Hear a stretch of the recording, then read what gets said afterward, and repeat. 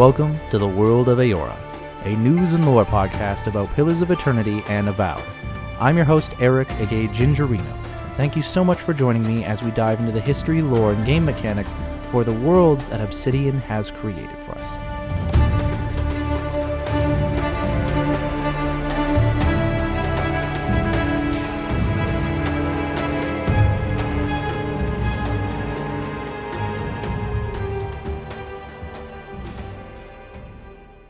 Hello everybody, and welcome to another episode of the World of Eora. I'm your host, Eric, aka Gingerino. Thanks everyone for joining me as I dive into another episode where we talk about the history and lore and game mechanics for Pillars of Eternity 1 and 2 and the game of Avowed.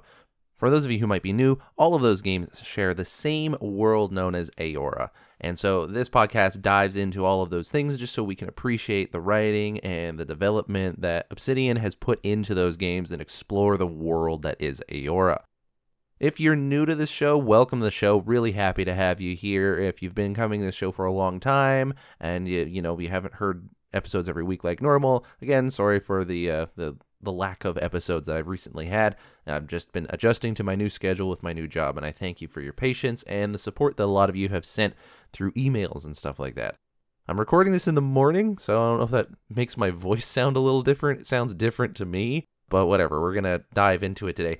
Today's episode might be a little bit spoilery for you if you are not finished the game of Avowed, although by now the game has been out for more than 2 months. I suspect that a lot of you have pretty much gotten to the end. So there's a lot of stuff that I want to cover that isn't at the end of the game, but today I was perusing Avowed stuff and thinking about like episodes I can do for next week. And I found myself thinking about the topic of mage folk, which is something I've covered before, or I guess mag folk. I've always said mage folk, so I'm probably going to just continue using that, even though I think in the game of Avowed they say mag folk whenever it comes up, MAEGFOLC. I've done an episode on them before, so if you're interested in checking it out, go ahead and check that one out. But today we're going to go a little bit more in depth and talking about a specific kind of mag folk. And yeah, but it does relate to some spoilers within the game of Avowed. I'm not going to say how, because that would probably relate to spoilers. But I can't talk about mag folk in Avowed without talking about some of the endgame stuff in Avowed. Now, it's not, I don't think, mainline narrative spoiler. Like, this isn't something that you necessarily have to learn, but you will learn it, and it'll be something that kind of comes up closer to the end of the game and how it's related.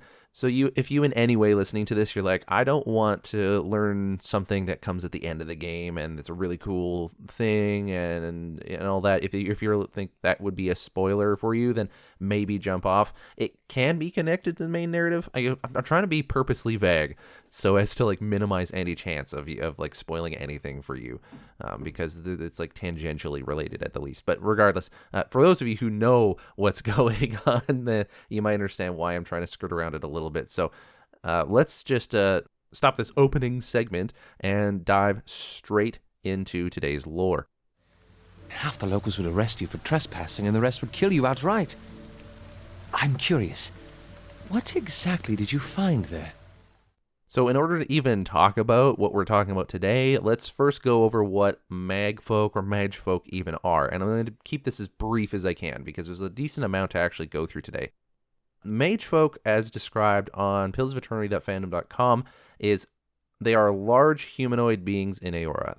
Unlike natural creatures or kith-created beings, they are created by the gods themselves, typically to fulfill a purpose. Some mage folk are solely purpose-driven and act only in direct command of their god, while others act autonomously with some form of sentience.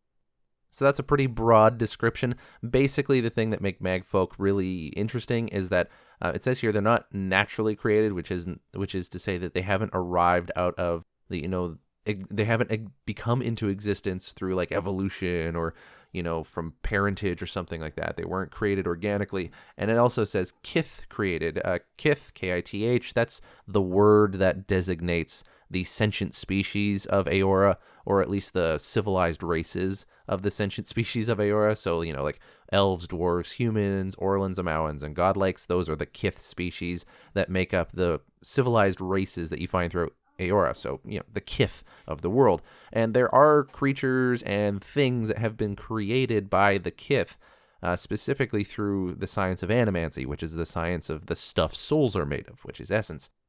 But then you have things that the gods have created directly, and they have created them for a purpose. They have no parentage, they have no organic source. They were just created and formed by one of the gods of Eora for a purpose, and by a purpose, for such a time as this.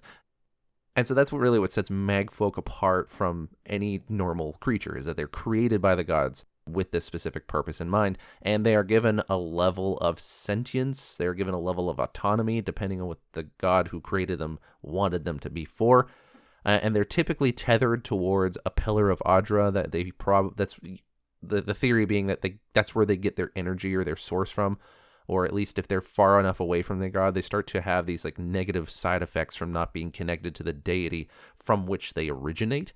So that's the thing about magfolk. Now, what we're going to be talking about today, we see at the end of the game of Avowed in a region called the Garden, which is, the end game region for the game. And there are these documents that you can pick up called Magfolk Orison or Orison. I don't actually know what that word means. I'm just going to look it up real quick. Okay, cool. So I looked it up. Magfolk Orison. And the word orison just means a prayer. And that is actually very, I think, on point for what it is we're reading. So as you go through the garden, you're able to pick up Magfolk Orison documents 1 through 8. There are 8 of these that you can find throughout the garden. I'll be honest, in my first playthrough, I did miss a couple of them, so I had to kind of go back and hunt them down. And I've gone through the internet to try to just collect them into a series of images, because I'm going to be honest, that's just a lot easier when you're just trying to collect these things. And these are written from the perspective of the magfolk that you learn about in the game of Avowed. So as you're playing through Avowed, you will learn about the existence of magfolk within the Living Lands history, and they do have something to do with the mainline narrative. And this is where the spoilers are going to start to come in. So if you somehow weren't sure about jumping off, now is kind of like the train is leaving the station. The spoiler train is leaving the station. Why have I never done that before? I can feel like that's very on brand for me, for people who know me personally, but whatever. Anyways, so this is where we're going to start getting into that. The goddess Woodica, one of the 11 gods of the world of Eora, she created these magfolk, which she sent to the Living Lands, essentially to destroy the Godless, or the Ekida, as they probably would have called themselves, and more importantly, I believe, to imprison the deity that exists in the Living Lands, which you learn as you play the game. That's Sapadal. And so Woodica, the goddess of vengeance and rightful rulership and law, etc., she's sending these magfolk that she's created to the Living Lands to destroy the people and imprison the god. And so that is their purpose for which she has created them. And after they kind of complete their mission, they write these documents about what they're going through. And I'm not going to I'm not going to editorialize that right here, right now. I think it's better to just read these documents and we kind of experience what it is they're going through now. And I think we can also learn a little bit more about Mag. Now, before diving into the first one, I want to point out that, and this is something I've touched on in the lore before, in Pillars of Eternity 1 and 2, I read lore about how in the Living Lands there was apparently this magfolk city that, reaches up into the sky, etc., etc. And I had always wondered why the magfolk would make a city in the first place and what they're doing there. And I think some of this could possibly allude to that, because it does dive into some of these things. So let's read the first Magfolk Orison, which is a prayer. So I'm glad I learned a new word today. Magfolk Orison 1. Life is a prayer. God function defines the good prayer, and we pray it with our hearty holy genocide. Now says God function, destroy the insisted ones, puncture the cyst of their secessionist Adra, smother their children, for they are without soul, slaughter their livestock, for they are without soul, turn them out from their dwellings and make a census of them to pray to God function so that God will know the extirpation of the insisted ones is complete. Of them, Abaddon says, nothing can be made of that which is hoarded, so punish the hoarder. Of them, Bareth says, they are not upon the wheel, so they do not live nor die. They are as inert as stone. Of them, Aethys says, there is no hope for them, as they are enthralled by the hopeless, so deliver hope unto them. Of them, Galawain says, hunt them down even to the last child, as the predator hunts even unto the prey nest. Of them, Haliah says, among them are neither chick nor child is born with soul. There is no birth among them. Go make a bloody birth of them. Of them, Magrin says, make war on them. Of them, Andra says, strike away all memory, as the tide strikes the shape from the sand. Of them, Remergun howls. Of them, Skane says, make an effigy of them, disfigure them until their effacement is complete. Of them, Wall says, all the strangeness of the alien among them shall be mine. There is no stranger thing in the world, and I shall have it for my own. Of them, Woodica says, make an oath of their utter annihilation. This is God function, which is the topmost cameral of our mind. So I find this first thing really interesting because it really sets the tone for how these magfolk think. Because again, they are a living creature or a construct of some sort. Like they clearly have a level of sentience, and I love the way that they talk. The opening line, "Life is a prayer," is a motif that I think is repeated a little bit more often, and they have some really interesting ways of talking. Like for example, they use the word God function.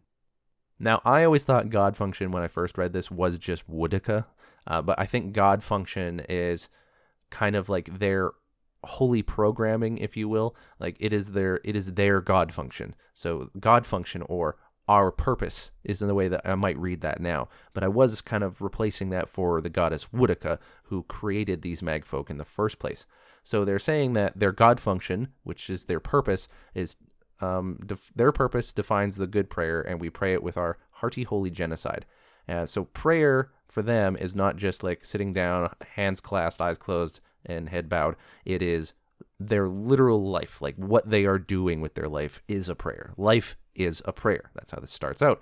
And so their God function, which is the purpose here, is to destroy what they call the insisted ones. And that's ENCYSTED, insisted. They have a cyst, And this ties in, I very much am convinced of, that to the fact that the living lands is isolated from the rest of the world in a very spiritual sense.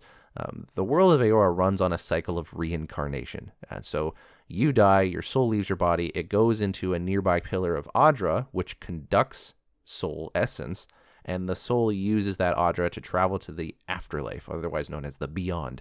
And then it stays there for a while, and then it comes back through the Adra into our mundane world and enters into a new body. But the living lands, the Adra is disconnected from the rest of the Adra of the world. The running theory throughout the world is that all of the Adra within the world is connected, and that's why it can connect to the beyond, where the gods reside. But in the living lands, it's not connected altogether. It is isolated in its own closed system. And so the soul essence that is in the living lands, the people that are dying there, are kind of just recycling into their own network. And that's why I believe that Woodica has programmed, for lack of a better word, this notion that they are encysted ones, like they are cysts within this kind of spiritual sense.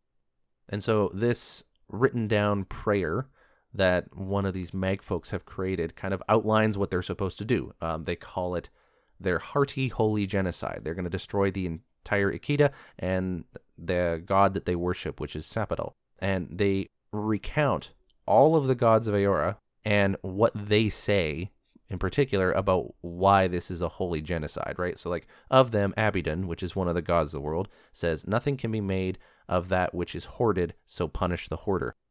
Now, I'm interested to know, I don't actually know yet, whether or not this is something the other gods have actually said to the magfolk, or if this is something that Woodica has implanted in them, or if these magfolk are very familiar with scripture and theology of the other gods, that they are kind of like making these conclusions on their own. They're like, oh, well, we know the theology of Abidan, and we know Abidan would say this, right? So they go through all of the gods of Eora, ending off with Woodica, and interestingly enough, they go in alphabetical order, which I think just matches this kind of like programmatic or like almost like computerized or mechanical creature that they are, that they have this algorithm that they go through. They go right through in alphabetical order, ending with Woodica, which is, very appropriate.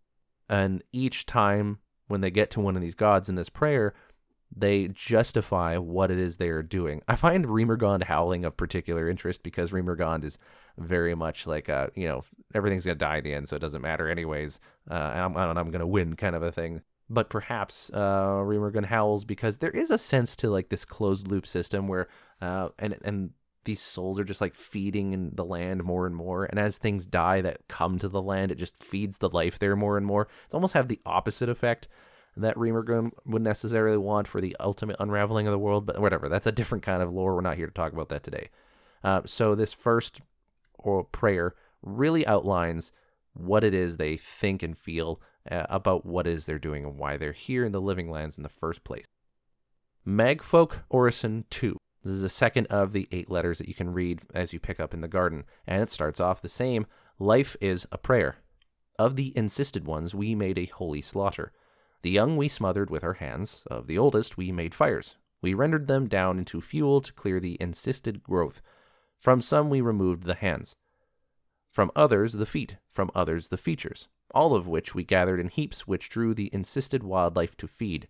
Into these heaps we set poison. Of their severed heads we made pyramids, 10 heads to a side, and the count of heads in each pyramid was 385. Of these pyramids they were counted 7,107. We spared those who could run with vigor, so they would lead us to other dwellings of the insisted. We made it known that mercy could be purchased by tribute, so that the insisted would gather together their livestock, their wine and wealth, to present to us. The first 10 of these tributes we accepted, and gave mercy. Then after the 11th tribute we began to kill all those assembled.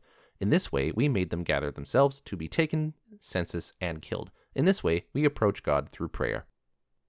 Wow, I forgot how dark some of these things got. Of the insistent ones, we made a holy slaughter.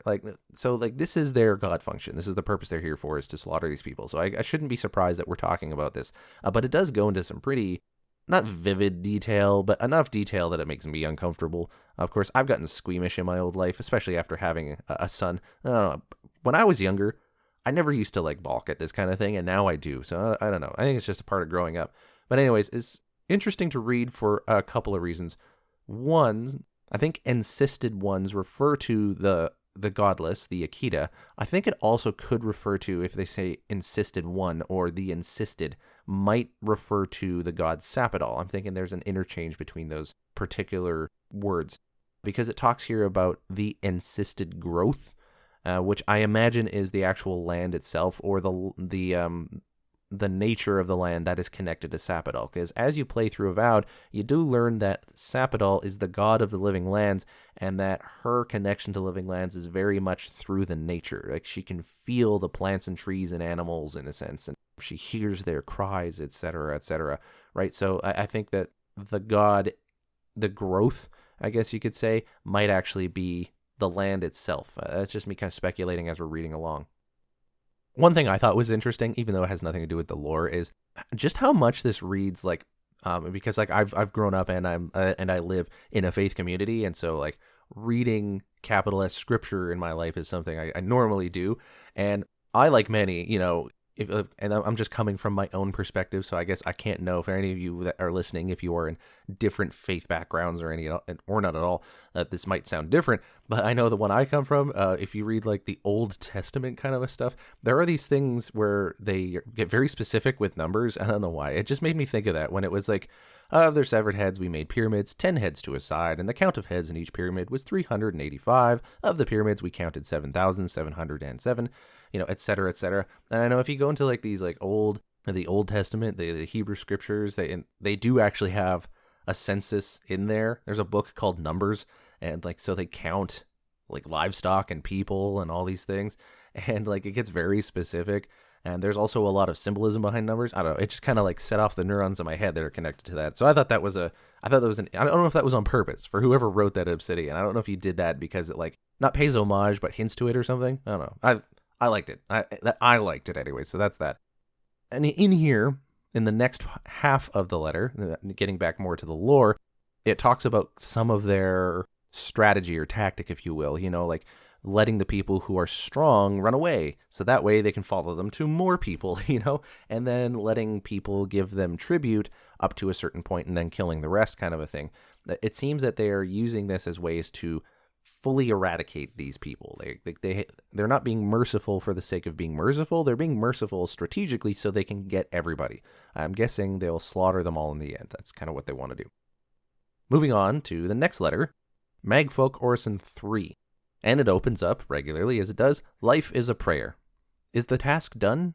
In just one task time, we marched upon the land and subdued all the insisted and shattered their dwellings.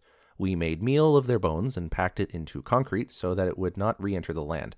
We extirpated their tongue and their disbeliefs forever. From the rulers we received surrender, and unto those rulers we delivered ruin, thus always to the Godless. Now God function has not prayed back to us in 10 multiples of task time. If we cannot receive God function's feedback, we cannot know if we are approaching God, and if we are not approaching God, then we are withdrawing from God. It is wrong to withdraw from God. We must pray to God function to provide prayback. But 10 multiples of the task time in prayer have gone unanswered. Without God function, the higher cameral of our minds is missing. So here we see the first major obstacle that these magfolk are having. So it opens up again, life is a prayer. Everything they do, how they live is a prayer. And they ask the question, is the task done? And they define this word task time. And I don't know if this is a predetermined thing or if this is part of their autonomy that they might have, but they set the word task time. And having a background in some computer programming, I love things like that because it's just like, it's very much, as you're coding, you just call things certain things. And task time is this is something I would have called it, if I was programming. So I love that. In just one task time, we marched upon the land and subdued all the insisted and shattered their dwellings. So that defines the length of time that it took for them to march into the land and perform the genocide that they were here to perform. Goes a little more detail again of the things they did to the people. I don't want to dive into that, but it goes on to say that now God function has not prayed back to us in 10 multiples of the task time. So here I'm thinking God function might also have to do with communication. I don't know. The use of the word God function and God sometimes confuses me here. So I'm just being straightforward and honest with you about that. This is why I think God function might also have to do with Woodaka directly, or maybe this is a word that has multiple meanings, because like words can do that. So it could mean our purpose, but it could in this case also be our God function in the sense of like how we literally function as a divine being almost, or a divinely created being. And so like it could be their connection to their God. So like God function has not prayed back. In other words, we haven't received word back from our God. We haven't received word back from Woodaka. So 10 multiples of the task time. So they have been here 10 times longer than it took for them to do the task that they were sent to do. They haven't received any feedback. So they can't know if they are, as they describe it, approaching God. And so they are saying if we are not approaching God, then we are withdrawing from God. And then they make the logical leap that, of course, it is wrong to withdraw from God. And this is part of their innate programming. This is almost axiomatic, it seems. Like this is just one of the base dogmatic things that they believe in. If we're not approaching God, we're withdrawing from God, and that is wrong. And this is what they believe as the creatures that they were created. So they're not getting God functions feedback. In other words, which I'm taking to mean like they're not getting feedback on what their purpose is. And so they don't know if anything that they're doing in their life, which is a prayer, again, is approaching God, as in like getting closer to the will of their God, or withdrawing. And so they're now in this kind of like faith-based crisis, if you will. And it ends the note by saying, without God function, the higher cameral of our minds is missing. And I'm going to look up cameral. It means of or relating to a legislative or judicial chamber. So I'm going to guess like judicial chamber is the thing that really stood out there to me. The higher cameral of our minds is missing, being like the hammer judicial chamber, in the sense it seems like they're saying like they are having a hard time making judgments on what's right and what's wrong. Like without that God function feedback, they don't know if what they're doing is what they would consider capital G good. So they basically don't have a moral compass at this point. They don't know what their purpose is. They don't know what to do. They have nothing by which to measure their actions as good or bad and whether they should move in a certain direction or not. So they are purposeless, it seems like. Magfolk Orison 4. I hate this lost fallen form. I hate its feet. I hate its hands. I hate its calves. I hate its thighs. I hate its empty loins. I hate its solid belly. I hate its metal chest. I hate its clumsy arms. I hate its upturned begging face. I do not want to be in this kind of thing I am. Life is a prayer. To resent the will of God function in our design is to withdraw from God. I penalize myself with blows to the belly and soles of my feet. I is the word for this emanation of God function. We is the form for all of the emanations of God function assigned to this task, but the task is done. There is no more prayback. What do we do now? What do I do now?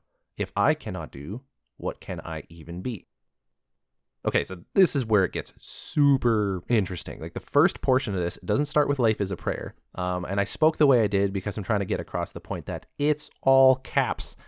It says, I hate this lost fallen form. I hate its feet. I hate this. I hate that. Blah, blah, blah, blah, blah.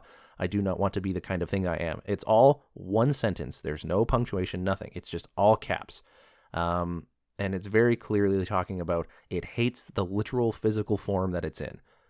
Because as you see the magfolk throughout the game, whether earlier in the game hinting towards it or when you actually get to interact with them in the garden area, they do have this kind of form that they describe. Although, I would never look at their legs and say, look at its calves. Look at those sweet calves, baby. No, I would never, because it looks like a robot. But regardless, they think of them in that form, and they talk about it in that form. This magfolk who wrote this letter wrote down that they hate their body, and then they go into the rest of the prayer, which is, punctuated and not all capitalized, and so this is them kind of gaining composure again. So they're obviously really struggling with what they're going through. Life is a prayer, so to resent the will of God function in our design, which is to say that their own bodies, is to withdraw from God, which we know from the previous letter they view as wrong. So this one penalizes themselves with blows to the belly and soles of their feet. And we have seen this in many different things. This isn't just religious. This happens with any sort of a belief form. So whether it's religious or even philosophical in our history as human beings, people have punished their own bodies for the things that they view as what they would, I guess from my circles would call sin, but other people would call things like, I don't know. So some misdemeanor. Misdemeanor is not the word.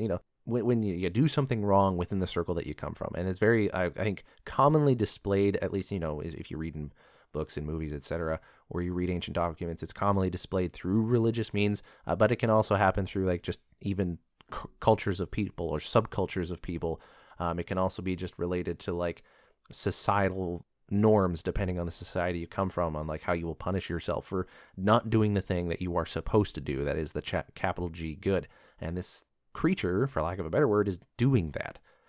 It goes on to say I is the word for this emanation of God function. We is the word for all the emanations of God function. So that is really interesting, because I think us as living, breathing, thinking creatures, we can easily read the words I and we and not recognize the importance of it. So I'm actually really glad that the people at Obsidian took the time to write it out, not because we're dumb and we wouldn't notice it, but it also gets across the idea that this is a new concept for this creature. The idea that there is an I or that there is a we is something that they are kind of inventing or creating, because they literally define it here. I, in quotations, is the word for this. It's almost like they're writing a letter to their fellow maidfolk going hey, just so you won't know, this word that I just said, I, is me. I'm talking about this one body. That's an interesting word to have to try to define to people that wouldn't necessarily know what it means, right? So they're starting to form a sense of, I guess, identity in a sense, or they're becoming more aware of their individual nature, but still very clearly struggling with the fact that they don't have any purpose. They haven't got what they refer to as prayback. They haven't received word when they pray out. Magfolk Orison 5. Life is a prayer, and the prayer is the completion of the God function. Without function, my function is to be without. I lie down and wait. But the worms of my purpose move within me, seeking out new ways to approach God, and the itching drives me mad. I stand up, I leap, I dance, I pray with my body and my voice. I fashion images that resemble the enactment of my purpose, out of stone and out of soil and out of soot. I enact my purpose in miniature upon life. I find for all life in this unholy land is in some way distant from God. Ah, it is not enough. It is not enough. It is not enough. I must have prayback. I must have prayback. This is really cool because we're starting to see the foundations for what looks like a lot of ritualistic behavior, which is also, again, something that we see in a lot of religious groups, that there is ritualistic and iconographic and symbolistic behavior. So it starts off, life is a prayer, and the prayer is the completion of the God function. And So the God function, I mean, this word now is almost seeming like the relationship between the magfolk and the God. Like it's like the literal relationship and the completion of this relationship between the God functions or the individual God functions and the God. Like that's what that is. I'm loving the lexical range, if that's the proper way to describe it, of this word God function. I love the way it's being used. And prayer is the completion of the God function. Without function, my function is to be without. I lie down and wait. So it sounds like without function, so without something to do, they have defined their own function. So I am without function. So therefore, my function is to be without function. So they just lie down and wait to see what their function will be. But the worms of my purpose move within me, seeking out new ways to approach God, and the itching drives me mad. That one I'm still a little confused on. I first read it and I'm thinking the worms of my purpose. Is that literally like the worms within the ground start like leaving the dirt and getting into the bodies of them just lying down, and their original purpose being to eradicate the God of this world? Or is that literally metaphorical or emotional language that they are using to describe how they're feeling? Because if so, that is kind of the next step in their like the way that they think and communicate. Because you can I am kind of at this point reading it that way in the sense of like they lay down, they wait, but they want to seek new ways to approach their God. They cannot just give up approaching their God. They are driven to. It is a natural part of who they are as people. And like this is something that like even religious groups in our real earth world have even said that like we are divinely created creatures in a sense, and we have a natural drive to find God, which is why we even create religions across the globe anyways. Right? Which is an interesting thing, honestly, if you think about it. Like across the entirety of Earth, across the entirety of histories of all these different people groups that never knew each other, like creating some sort of religious identity has been universal. So like, and I'm not saying that means therefore it's true. I'm saying that like, is it interesting that there is something innate about the human condition that we do this? Like there is something about humans that we naturally do this thing. I don't know. I just find the idea interesting. I'm not going to dive into it a little more. That's not what this podcast is for. But it's really interesting, and it's cool to see how the lore of this world that's being created at Obsidian is matching kind of what we see in the real world in that sense. So this thing wanted to just lay down and wait, but it can't. It has to find a way to approach God. And so what does it do? It stands up, it leaps, it dances, it prays with its body and with its voice. It creates images that resemble the enactment of its purpose, which was to destroy the Ekida, right? So it starts to create idols, basically. It starts to recreate these events. It starts to create rituals and artifacts that are important to the task that they were sent here to do. Again, just like what like people do. They create little statuettes of things that are important within their faith or within their community, and they redo or relive or reenact certain rituals to kind of keep those things alive because they're important. And it's so like they're starting to develop an almost cultural identity at this point in time. At least this person is. Magfolk Orison 6. We have found a shim to replace the missing cameral of God function, and the shim we have found is we. By forming choirs and cloisters in a cyclic network, we can pray to each other in a way which emulates the sacrament of prayer and pray back. In this way, we surrogate God function. We now live in a society. By the assurance of synthetic prayback, we may ease the discomfort of wandering from our pillars. We gather to raise towers upon which we sit, our princes who are emanations which most ably emulate prayback. Of them we fashion a new cameral. Yet I feel debased and unwell. We have deviated from God function. We have abandoned the work of altering the world to suit it, and instead we have altered it to suit us. Some say we may now resume approaching God so that we might divine how to resume God function. Some say we must never allow ourselves to contact God lest we be punished for departing from God function. I have heard it said we must destroy God function so that it cannot assert prayback over our surrogate and shim. When I hear this, I strike at my skin to punish it for hearing. Okay, so this is where things have really escalated quickly. It's like, and for a few letters now, they've been struggling with their like identity of what they are, what their purpose is, what reality is, what they are as individuals and as a group and God, etc., etc. And now in this one, they have essentially formed a full-on society at this point in time around this entire problem that they're having. So they have a shim, another word that I had to look up, which means a washer or thin strip of material used to align parts, make them fit, or reduce wear. An aluminum shim reduces the diameter so that the standard stem will fit well. So basically, they found a piece that they can put into their themselves, metaphorically in a sense, to fulfill the missing cameral of God function. So essentially, and again, it's really cool because this is almost poetic language, right? Like this, they didn't find a literal shim. Like they didn't go and find a hunk of metal in the ground that they shoved in their bodies and they're like, oh, I'm good again. No, like they have found this, spiritual shim in a sense that fulfills that missing cameral, that missing compass within them of God function. And the shim that they have found is capital W, we. So they form choirs and cloisters in a cyclical network, and they pray to each other in such a way that it emulates the sacrament of, and this is capitalized, prayer and prayback. In this way, we surrogate God function. So they are trying to synthesize their purpose, or at least what they used to have as God function, through each other, through community, which is also, again, very important in many religions within the world. Community is one of those things in a lot of religions that are not just like a good thing you should try to have. In some religions, it's literally vital. It's one of those things where it's like, if you are not part of a community, then you're not really even part of the group. You're not really part of it. You just think you are.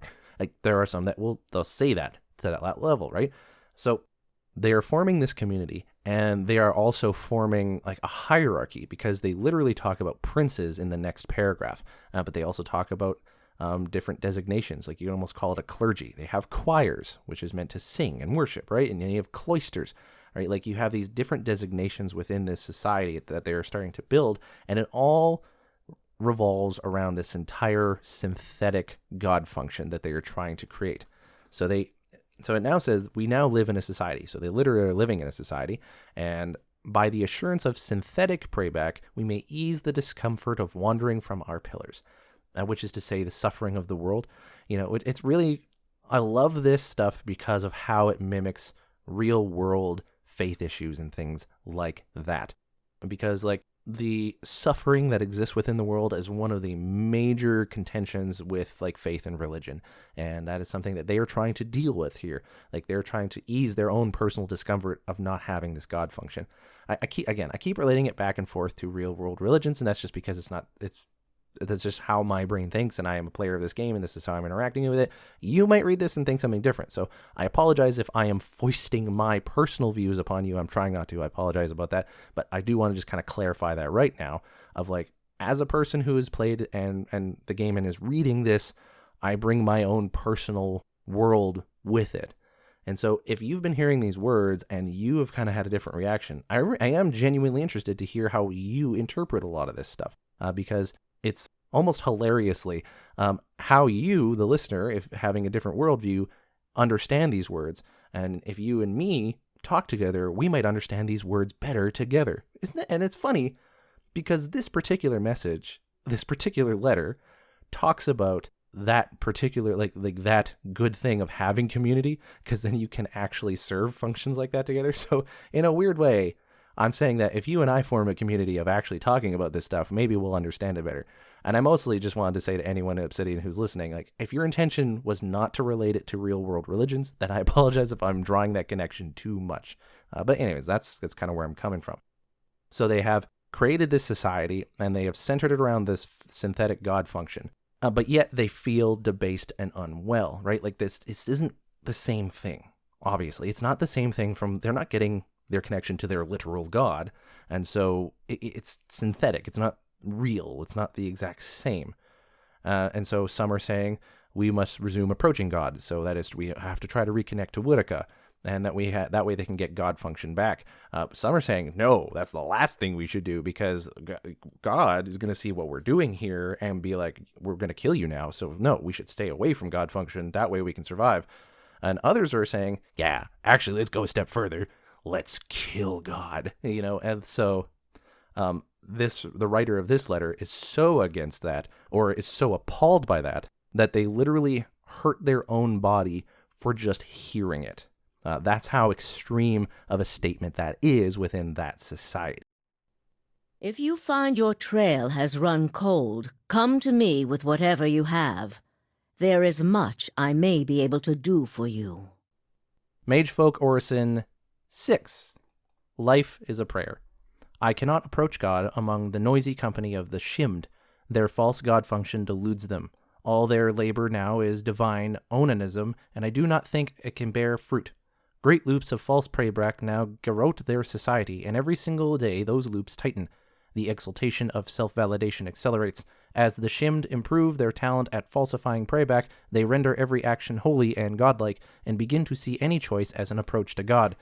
They have begun to seek the Godhead for themselves. Whether through the synthesis of divinity or through re-emanation, some seek to divide themselves into children, as souls are divided into children. Others seek congress with the land in a manner of the tree, whether by prosthetic imitation or ritual. This I know is blasphemy. But they no longer know the way towards God from the way that departs God. They have made themselves their own compass, and wherever they turn, the needle always points ahead. A great and rapturous chaos will overtake them once everything is holy. I have gone out into the godless land to seek the God in the resumption of my purpose. Some trace of the insistent ones must remain.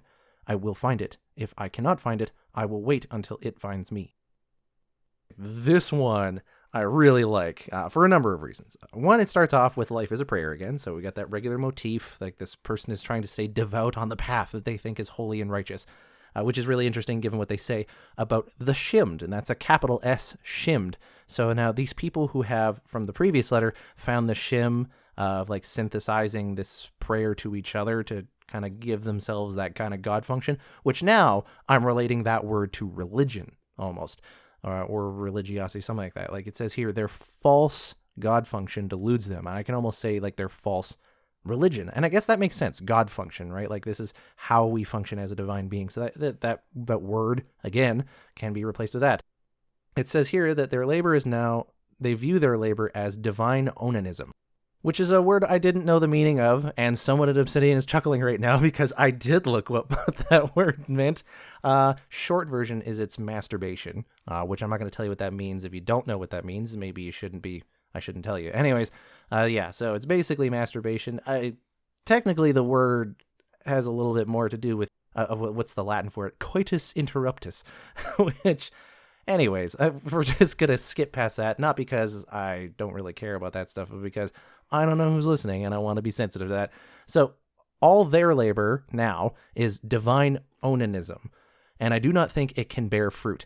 At that, really good writing, really good play there, because divine onanism is not just the idea of masturbation, but it's also the idea of withdrawal, like if you're trying to avoid pregnancy kind of thing. I don't know if I'm teaching anybody out there anything right now, but perhaps I need to put a little spoiler warning at the beginning of this episode, and I think about just in case.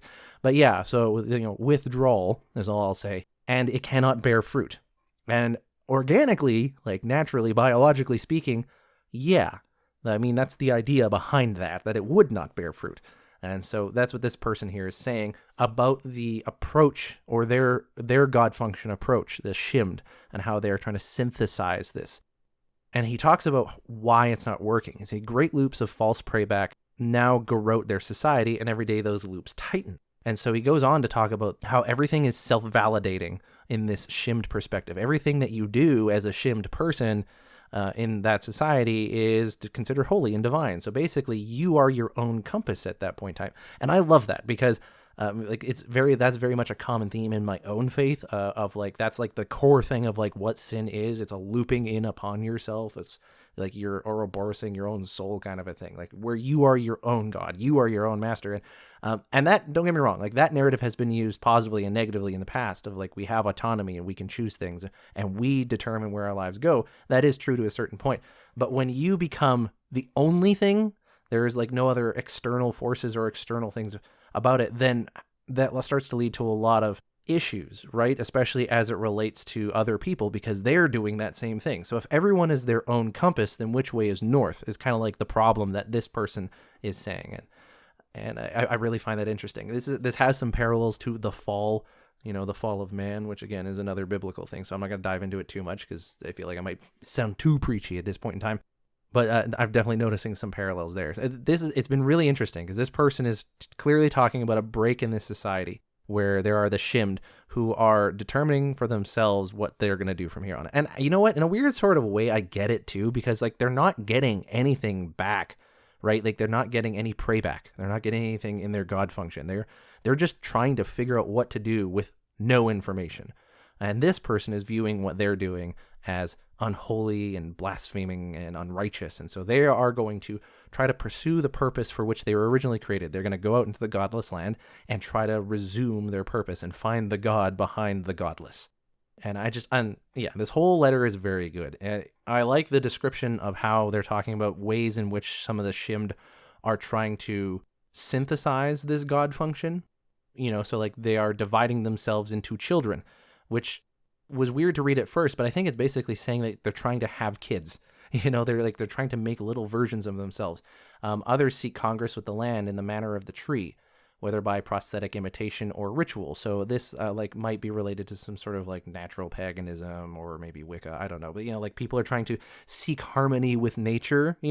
So there's that, which is really interesting because it's like basically asking a question of like, how do people find purpose in life? And like some of us humans in Earthworld, we find purpose by having a family. Some of us find purpose by going out into nature. Some of us find purpose and meaning by creating a legacy or what. Like there's a whole bunch of things to do. And this is what this note is alluding to, of like these Shimmed are now trying to fulfill their purpose in whatever way they think might work.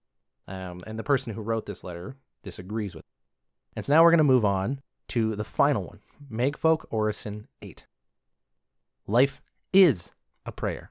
My faith has been rewarded. God function has sent unto me a kith, a dwarf named Teodor, who awakened me with Magran's prayers. Teodor worships me, and in his prayer I see the reflection of Prayback. Once again I have purpose. Teodor tells me he comes from a settlement named Solace, and that in that settlement there once dwelt a dwarf named Nandru, who received divine knowledge from no divinity. For the first time in many multiples of task time, I think I can truly pray.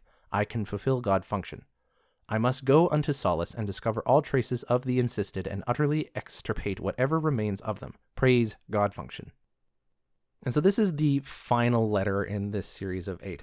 And I think I believe anyways, through this entire course, we have been following the writings of this one particular Magfolk. And we've seen them as just one of many that went in to perform a genocidal religious campaign, to developing an identity of their own self, to wrestling with their faith and their very purpose in life, and then still choosing to remain steadfast in that while everyone else around them was starting to follow a different kind of path. And they continue on following their God function to the point that they actually end up, I believe, in the garden where they and probably some others with them actually assist in capturing the god Sapidol and placing them in prison. I actually don't know the timeline of this stuff, if that happened before or after this letter, but either way, I mean, you're finding all of these letters in the garden. And so I think this last letter is what connects the previous 7 to our grounded experience in the game of Avowed. Because, it talks about Nandru, who is a character that we learn about through playing the game of Avowed. And so I think this is really the connective tissue between all of the abstract historical lore stuff in letters 1 through 7 with what we've experienced as the player characters, the envoy in Avowed. And so I'm happy for that. You got a person named Teodor here, which is just Theodore, but fantasy, and all that. So this person did their God function purpose came to them, which is something that they had kind of mused on in an earlier letter. And so they once again have purpose. And at first I thought maybe the purpose was this creature, this dwarf is worshiping this Magfolk, and he found, God function in being worshipped. But no, he sees a hint through this dwarf of a way to find more of the Godless, to find more of the Ekida, or find hints of them and go deal with them. Because Teodor alludes to Nandru, who receives divine knowledge, but from no divinity. And so that's a little hint on where to find the Godless, the god of the Godless, that is. And so praise God function for this Magfolk that he was able to get that, or she, or it. I don't know, it probably makes the most sense. I don't know. But yeah, that is Magfolk Orisons 1 through 8. And I learned a lot, personally speaking, mostly in terms of interesting words that I can now add to my vocabulary. I don't know how I'm going to place onanism into casual conversation, but I'm going to find a way to do it. Anyways, that's everything to talk about on today's lore episode, so let's just wrap this up before we hit the closing segment. Is an oath worth the weight of a crown? I really enjoyed doing today's episode. I always like dealing with big pieces of lore that are outside of the played experience of the game, because it forces you to wrestle with these topics and conversations in your own mind, right? And really come to grips with like, what would they mean? What is it Obsidian is trying to communicate, and how does it affect the world around you? And me being a person as well that comes from a faith-based background, it's always interesting to relate this particular kind of lore with my own experience. Now, again, if anyone listening to today's episode felt like I was doing that a little too much, I'm sorry. Please let me know. I'm not making this as a platform to evangelize you to, necessarily speaking, but at the same time, I only have my own experiences to pull from when I'm trying to compare the stuff I'm reading. So if ever I do offend someone, please let me know. But yeah, I still thought it was really interesting, especially drawing those direct contrasts with other like real world faiths and the way they interact with the world, and how religions even form in the first place, and how societies might form in the first place. I thought this was really, really cool and well done. And then whoever was working on writing in these areas, I thought there were some really good examples between like telling the player directly like, oh, this is what this means, but also at the same time just alluding to things. Like, they pointed out to us the words I and we to the player so that they would catch that detail. But then when the language started to shift to more metaphorical language, like they don't necessarily point that out. And I thought it was really great. So I like this kind of thing, and I hope you do too. If you liked today's episode, I would love to hear from you, because I can do more in this regard. And I always want to get suggestions from listeners as well. If you just want to ask questions, point out any errors, have a conversation, whatever it is, send me an email, worldofeora@gmail.com.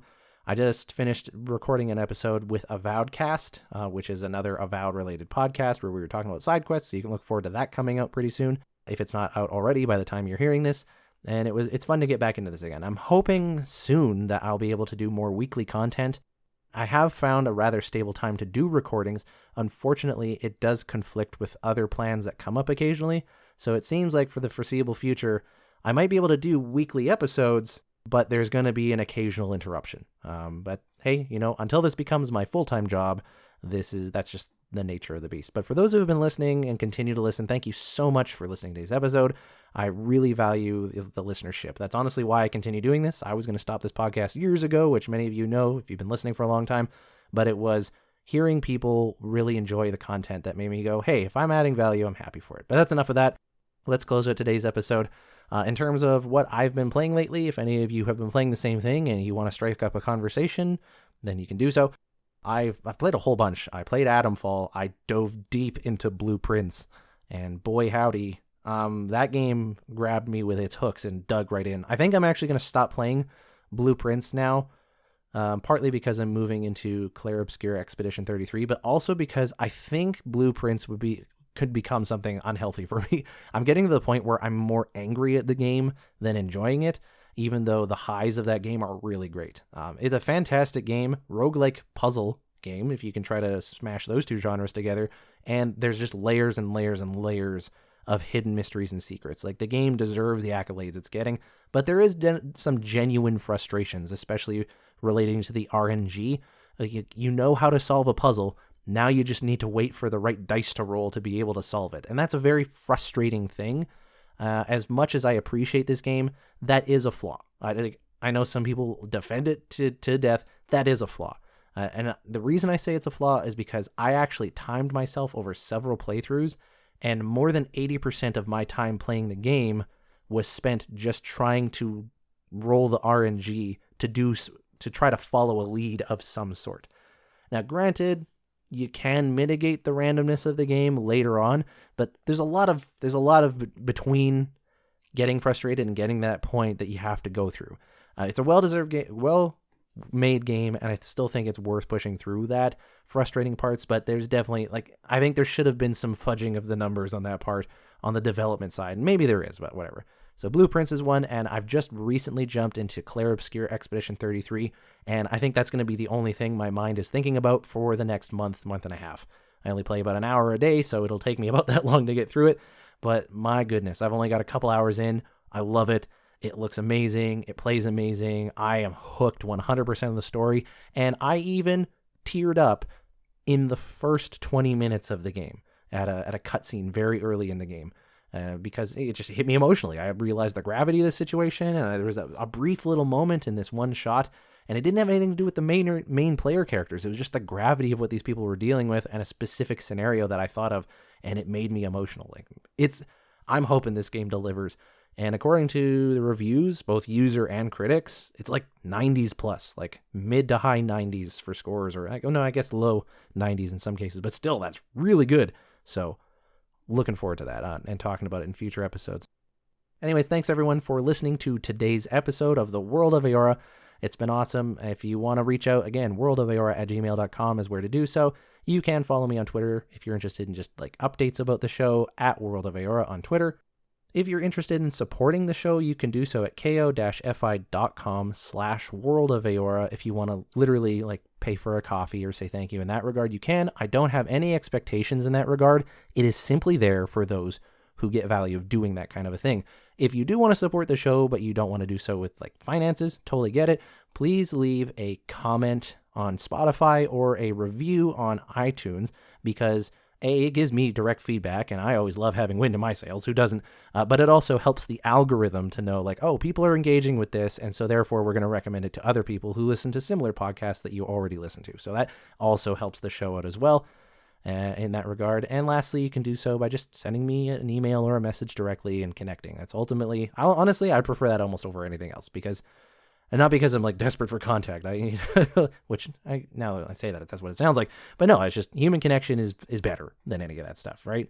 But still, if you want to support the show, that's ways to do that. Thanks everyone for listening. I've been your host, Eric, aka Gingerino, and I'll see you guys next time. I don't know what the next topic's gonna be. I should have mentioned that. Oh well, bye.